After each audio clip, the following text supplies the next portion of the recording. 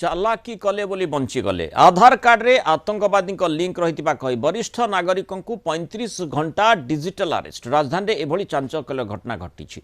नालकोर अवसरप्राप्त safety विभाग मुख्य थे सरोज कुमार पट्टनायक। तांको पत्नी निर्झरिणी पट्टनायक साइबर लुटेरा अल्पके बर्ती जाइछन्ति। निज घरे 35 घंटा धरी डिजिटल अरेस्ट होइतिले और सबु डॉक्यूमेंट ऑनलाइन रे साइबर लुटेरा नहीं निजक पुलिस ऑफिसर कही 9 तारीख रे दिन 11:30 दंपति को प्रथम कॉल आसीथिला। आधार कार्ड रे जड़े आतंकवादी सिम कार्ड नहीं कि व्यवहार करुछन्ति बोली कहिथिले साइबर लुटेरा।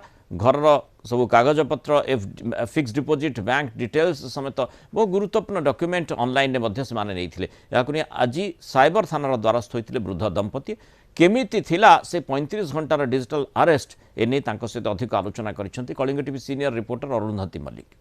आपण राजधानी रे एका रोचंती कि हे जानतु सतर्क केतेबेले भी आपण को लुटेरा जगुछंती आ केतेबेले लूट करिबा पई आगे आछंती आपण जानि परिबेनी। एमिति भुवनेश्वर एक चांचल्य घर घटना घटी। 2 जण वयस्क लोक घरे रहुथिले कोभली भाबरे लुटेरा तांको डरे कि लूट करिबा पई बसिथिले कोभली भाबरे डिजिटल अरेस्ट करियाथिले। आसन से विषय आलोचना करिबा। मैडम कलिंग टीवी को स्वागत। कोन कहबे हठात आपण